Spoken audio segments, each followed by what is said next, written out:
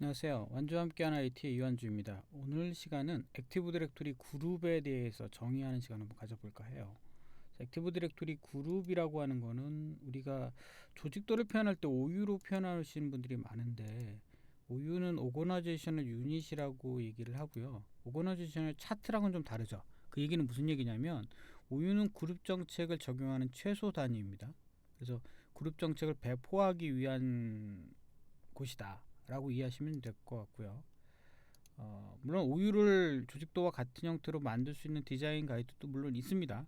그러나 권장하지는 않아요. 조직도가 자주 회사의 조직이 자주 변경하는 경우에는 오유보다는 그룹을 이용해서 조직도를 표현하는 것이 좋습니다. 해당되는 것들에 대한 표현에 대한 것을 이제 간단히 적어놨고요. 그 다음에 그룹 명칭에 대한 건데, 당연히 그룹 명칭에는 특수문자 이런 거 쓰시면 안 됩니다. 그리고 그룹에는 여기 밑에 보시는 것처럼 도메인, 로컬, 글로벌, 유니버셜, 보안, 배포 이렇게 범위하고 종류가 있는데요. 도메인 로컬이라고 하는 것은 우리 권한을 부여할 때 쓰는 그룹이다라고 보시면 돼요. 그러니까 우리 AGDLP라고 하는 게 있어요. AGLP 뭐 이렇게 표현하기도 하고, 그럴 때 L에 해당되는 건데, 로컬 그룹이라고 하는 것 자체는 바로 뭐냐면, 우리가 흔히 로컬과 도메인 로컬이 약간 다른데, 그걸 좀 간단히 정의를 해드릴게요. 우리가 로컬 그룹이라고 하면 컴퓨터 관리 안에 가보면 해당되는 로컬 사용자 및 그룹의 요 그룹을 얘기하는 거예요. 그래서 요 그룹을 우리가 로컬 그룹이라고 얘기를 하고요. 액티브 디렉토리 사용자 및 컴퓨터 안에 있는 이 그룹은 도메인 로컬 그룹입니다. 엄밀하게 따지면은 사실은 서버 안에 들어가서 있는 거와 해당되는데 여기 있는 건 좀 다르죠. 물론 여기 빌트인에 보면 얘를 로컬 그룹이라고도 해요. 도메인 로컬 이렇게 얘기죠. 그래서 표현상의 의미가 좀 약간 다르긴 하는데, 우선 제가 볼 때는, 제가 보는 관점에서는 얘는 도메인 로컬에 해당되고 도메인 내에 있는 거고, 각 PC에 있는 거를 로컬 그룹이라고 표현하는 게 좀 더 정확하지 않을까라고 저는 생각하고 있습니다. 그래서 우선 도메인 로컬이니까 여기서 만들어진 액티브 디렉토리 사용자 및 컴퓨터에서 만들어지는 그룹을 도메인 로컬이라고 하고요. 그 다음에 글로벌 그룹, 유니버셜 그룹이 이렇게 나눠져 있습니다. 도메인 로컬 그룹이라고 하는 거는 아까 말씀드렸듯이 권한을 부여하기 위한 그룹이다라고 생각하시면 될 것 같고요. 글로벌 그룹은 사람을 모으기 위한 그룹이다라고 보시면 돼요. 우리 흔히 조직도를 표현할 수 있죠. 유니버셜 그룹은 좀 제한적으로 쓰는 걸 권장합니다. MS에서는. 그 이유는 뭐냐면, 유니버셜 그룹은 글로벌 카탈로그 서버에 모두 다 저장이 되고 전체 포리스트에 전파가 되는 그런 그룹이에요. 그래서 원래 유니버셜 그룹 크게 디폴트로는 두 가지 그룹이 있습니다. 그게 바로 뭐냐면, 그 엔터프라이즈 어드민과 스키마 어드민이 바로 그 해당되는 그룹인데요.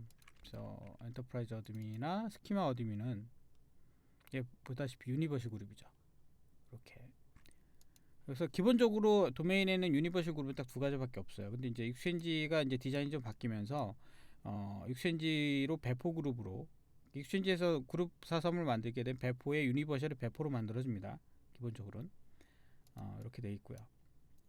그 다음에 보안하고 배포가 있는데, 보안은 퍼미션을 줄 수도 있어요. 메일 그룹으로도 물론 사용 가능하고 권한을 줄 수도 있지만, 배포는 온리 메일 용도로만 쓸 수 있는 그룹이에요. 그러니까 배포 그룹으로 만들고 권한을 부여하면 권한이 부여되지 않습니다.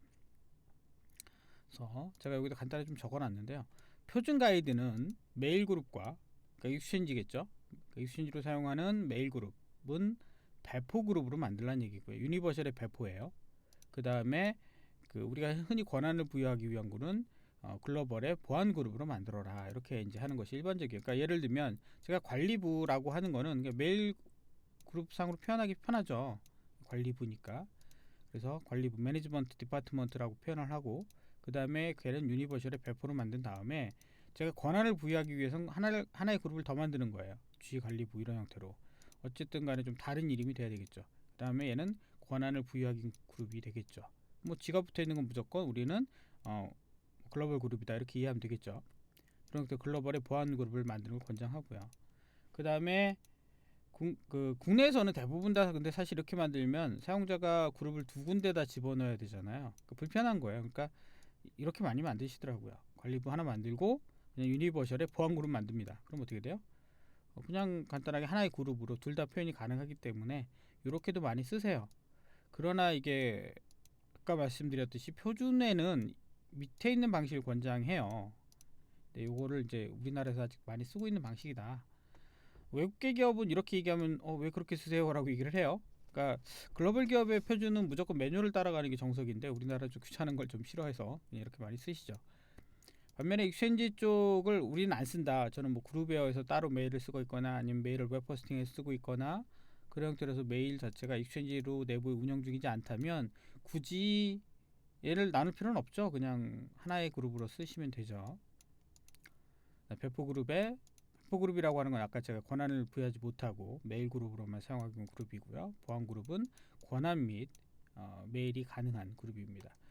MS에서 가장 중요하게 생각하는 건 HDLP죠. HLP라고도 표현하고요. NT 4.0까지 HLP가 맞았고요. 2000부터는 HDLP가 좀 맞는 것 같긴 해요. 그래서 어카운트를 글로벌 그룹에 글로벌에 글로벌을 넣을 수 있는 걸 네스티드 그룹, 뭐 중첩 그룹, 뭐 이렇게 표현하죠. 뭐 재기 그룹 이렇게 표현하기도 하고요. 그 다음에 얘를 유니버셜을 넣을 수 있고요. 물론 유니버셜 가능합니다. 그러나 이제 일반적인 표현 이런 형태로 많이 쓰시죠. 그다음 DL이라고 도메인 로컬 그룹에다가 권한을 부여하기 위한 그룹을 주고 거기다 퍼미션을 줍니다.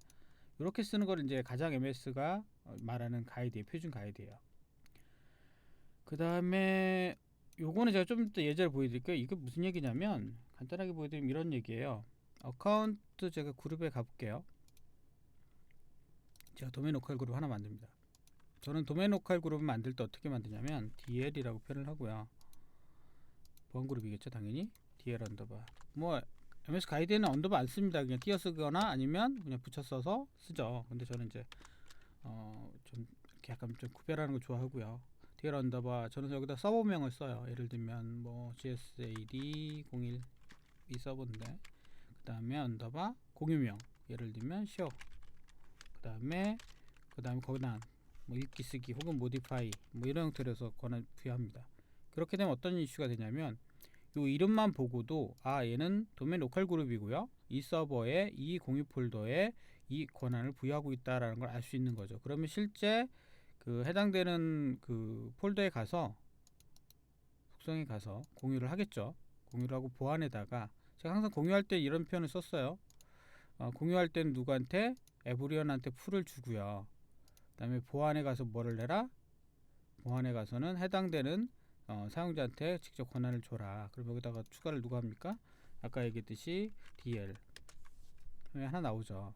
여기다가 modify 권한이라고 했으니까 이렇게 수정 권한을 주는 거예요. 그렇게 되면 이 폴더에는 이제 굳이 해당되는 서버에 와서 해당되는 공유 폴더로 오는 게 아니라 여기만 오는 거죠. 여기 와서 그냥 누구한테 구성원이 누구한테 있다라는 것만 확인하면 저는 뭐가 되는 거예요? 요 서버에 요 공유 폴더에 권한이 부여됐구나라는 걸 알 수 있는 거죠.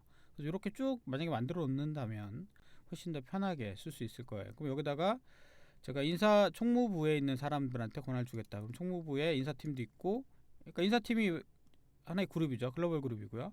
총무부도 여기 유니버셜로 만들었는데 인사팀도 제가 글로벌로 만들게요. 글로벌로 만들고요.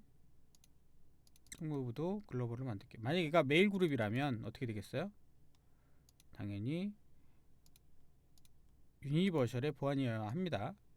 그러니까 만약 메일 주소가 있으니까. 근데 뭐 그냥 저는 이제 아직 보안 그룹이다 가정하고요. 이게 유니버셜에 배포하죠. 우리 흔히 이렇게 만들죠 요즘은. 엄밀하게 따지면 어떻게 된다고 했어요? 제가 얘를 보안의 배포로 만들고 하나 더 만들라고 했죠. 근데 좀 하나밖에 안 만들었다 가정하고 여기다 총무부를 추가하는 거죠. 구성원으로. 이렇게 적용하면 아까 HDLP가 다 적용 끝난 거예요. 그래서 여기 왜 그러냐면 우리가 해당되는 여기 구성을 아까 저기 폴더 안에는 얘를 줬죠. 얘한테 권한을 줬죠. 퍼미션 부여한 겁니다. 그다음 구성원에 봤더니 총무부가 들어있고요. 총무부 안에 구성원은 인사팀과 이완전화 사용자가 있죠. 그러면 저는 사용자한테 직접 준 거고요. 사용자는 총무부에 포함되어 있는 거고 어카운트가 글로벌 그룹에 있는 거고 글로벌에 있는 게 바로 네스티드가 이거죠. 인사팀이 총무부에 있으니까 네스티드 그룹이 된 거고요. 그 다음에 해당되는 그룹은 도메인 로컬 그룹에 들어있죠. 도메인 로컬에 있고 그 다음에 거기다 퍼미션을 줬죠. 뭐 유니버셜 넣은 것도 맞고요. 이런 형태로 가능합니다. 제가 한 예를 그냥 보여드린 거고요. 그리고 요즘은 5365를 얘기 안 할 수가 없어요. 5365라고 얘기한다면 오피스 365의 그룹은 액티브 디렉토리 동기화를 요즘은 많이 하죠. 그래서 제가 5365 그룹을 제가 직접 보여드릴게요. 이건 제가 실제 쓰고 있는 그룹인데 여기 보면 이렇게 그림이 좀 달라요. 이런 그림 거야. 여기 팀즈도 있죠. 이거 팀즈가에서 만든 그룹이에요. 그 앞에 그룹이 좀 이상해요. 그 다음에 그냥 5365로만 만들어진 그룹. 여기 그림이 그룹 모양이 있는 거랑 그룹이 없는 거, 이 두 가지로 좀 나눠집니다. 그래서 제가 자료에 보여드리면, 이거